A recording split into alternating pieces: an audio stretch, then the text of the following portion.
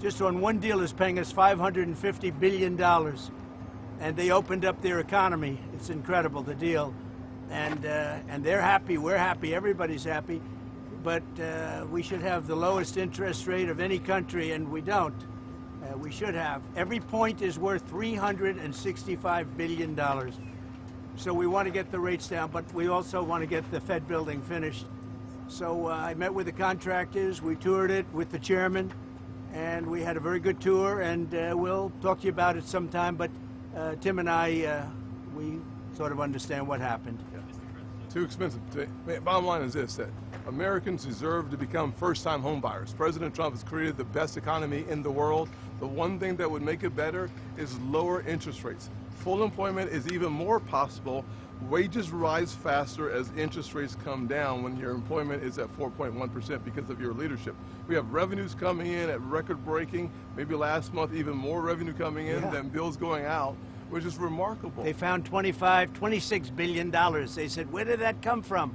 Nobody, I think that's been many, many decades since that happened. I can't remember that. They found $26 billion last month, and they said, where did that come from? I said, why don't you try the tariffs? Said it was true. We're taking in hundreds of billions of dollars, and our country's doing great, and we have no inflation, and the numbers, the job, everything is good. The one thing we have to do is get housing prices down and the interest rates down so people can buy the house, because they're all making money, but they can't get the interest rate down. We have to. Amen. All right. And he's been my friend for a long time. You've been on a number of construction sites. Did you see mismanagement going on or funds that aren't? Well, I see a very luxurious situation taking place. Let's put it that way. And I was given a very nice tour by the head of construction. And, you know, look, if you look over here, they're trying to open up the basement. When you open up a basement, first of all, it's the worst space. Always a basement is the worst space in a building. And it's also the most expensive space to build. And especially here, because you have a water line. You know, they're going down into the water, so they have to build what's called a reverse bathtub. The water has to be kept out. It's very expensive construction. So it would have been good if they didn't build it. Would have been good if they didn't do certain other things. If you look at the kind of protection in the hall, have you been able to get in the hall? You saw the protection of plywood. I mean, that was a lot of money just to protect it for a period of time. I would have done it very gingerly and easily and not have to spend, you know, millions of dollars on protection. And there are things that could have been different. Look, there's always Monday morning quarterbacks. I don't want to be that. I want to help them get it finished. It's been going on for years, and I want to help them get it finished. And what we really want to do, and I think I can speak for Tim, and I think I can speak for the entire Senate, we can speak for everybody, frankly, is we want to see interest rates come down. Our country is booming, and the interest rates is a final little notch. And if you look at Europe, they've lowered 11 times in a short period of time. We've lowered 0. And, you know, they are competition, although we're in the process of probably making a very good deal with them, too. They want to make a deal very badly, very badly. So we're making a deal. We just completed our deal with Indonesia. We just completed our deal with the Philippines. We're making unbelievable deals, and the money is pouring in. We want to get interest rates down. But on interest rates, at some point, does the level of interest rates now slow economic growth? Yeah, it never helps it if it's high. Never helps it. Well, it's already as good as we're doing. Think of how well we'd be doing. We'd be like a rocket ship. As good as we're doing, we'd do better if we had lower interest rates. And we should. We're prime. Don't forget, without us, the whole world collapses. So we should have the lowest interest rate because, you know, you can talk about Switzerland, you can talk about wonderful countries, no debt, but without us, everything collapses. We should have the lowest interest rate. And if you took it down 3 points, not a little bit, but 3 points, if you got us down to 1, we would save more than $1 trillion, basically with just a paper transfer.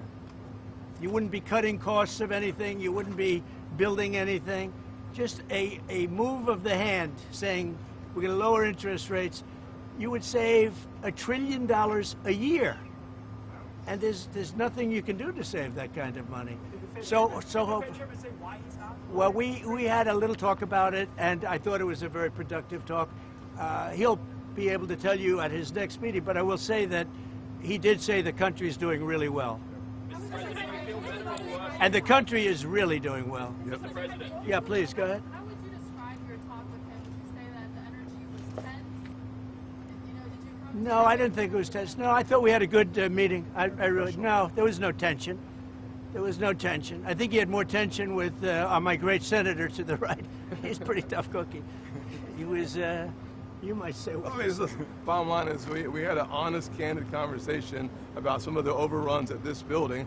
We had it in my banking committee, and he said we were wrong, and turns out we were right. Thank God President Trump and his team took enough time to dig into some of the details, and the details are clear.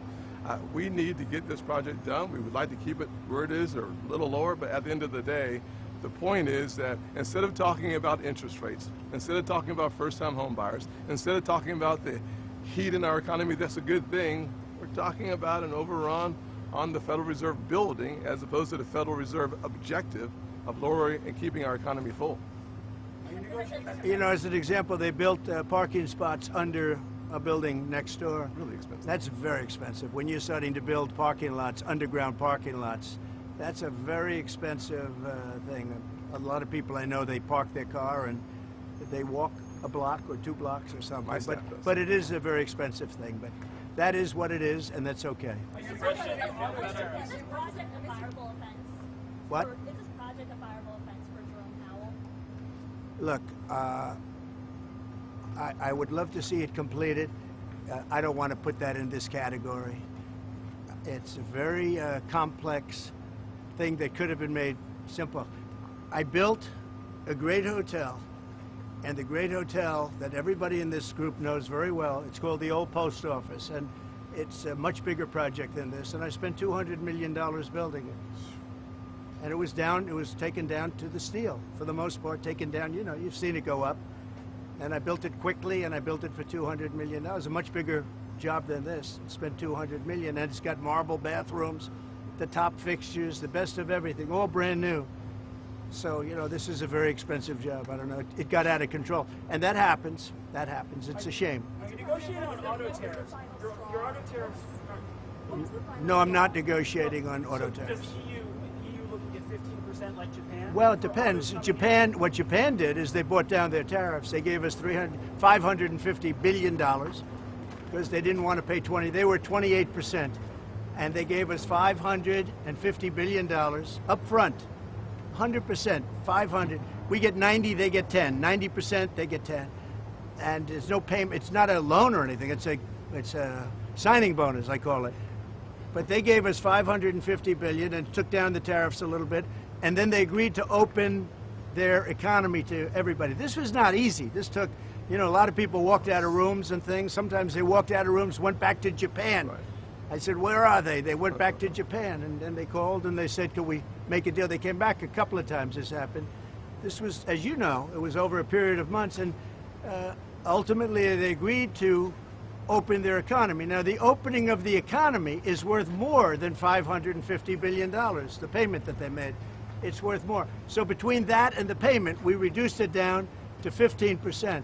But they were at about 28%, and then they bought it down, basically. But could other countries buy it down? Yeah, I would let other countries buy it down, sure. Mr. President, do you feel better or worse about your relationship with the Fed chairman after this meeting? I feel good about it. I mean, look, I have one dispute, and the dispute is there could be some things with money and, you know, where it comes from, how it's come from, how it's printed, where it's printed, all of the standard things with the Fed. But I just want to see one thing happen, very simple. Interest rates have to come down. If the interest rates don't come down, we're knocking it out of the park with high interest rates. If interest rates come down, then that final little element kicks in, that's housing. And the sad part is that people, wonderful young people, young couples starting off, they can't get a mortgage because the rates are too high. Tim knows that better than anybody, I think. Mr. President, if the rates are hurting families in the country, why let that keep going for another 8 months? Why not just fire the Because to do that is a big move, and I just don't think it's necessary. And I believe that he's going to do the right thing. I believe that the chairman is going to do the right thing. I mean, it may be a little too late, as the expression goes, but I believe he's going to do the right thing. The fact is, it's so big what's taking place in America, where the King of Saudi Arabia says you have the hottest country anywhere in the world, and I thought you were dead 1 year ago. I thought we were dead. I just left NATO, as you know. They're agreeing to pay 5%. We're not paying anything. We send them the equipment. They pay for 100% of everything now for the war, Ukraine. But I just left NATO, and every one of those leaders said, every country, they said, and very smart countries, very successful countries, frankly, and every one of them said, you have the hottest country in the world. We did that over a period of a year, less than a year. I mean, if you think, they say a year ago we were dead, and today, so I'm here 6 months, and we did it over, and we had the help of men like this and people like standing right behind me. They're great. Matters. They're great professionals. They really are. They're great professionals. And in a short period of time, we made it the hottest country in the world. With all of that being said, we'd like to see, we can always do better, and we can do better if interest rates come down. Good job you do. You do a nice job. I watch you a lot. Thank you. I appreciate that, Mr. President. Do you have a name in mind to replace the chairman? I do. Or you one person? 2 people. Maybe 3. Any clues? I'd pick him, but I think he's not leaving the Senate. No, sir, I'm not. I'd pick Tim. Thank you. No, there's no pressure. No. We want to have, his term comes up soon. I think he's going to do the right thing. Everybody knows what the right thing is. Even people that believed in, the higher rates, they're all on board. They all want to see the interest rates come down. It's very important. Mr. President, if he doesn't do the right thing and cut interest rates, as he said, will you then consider? I don't think we're going to do that. I don't think so. Yeah, that's a terrible thing. I have great respect for Tulsi and the documents they found on President Obama, frankly. It was an Obama thing, but it was the people that worked under him also, working with him. And no, it's a very, very serious thing. Thank you very much. Thank you, Mr. President. Thank you, everybody.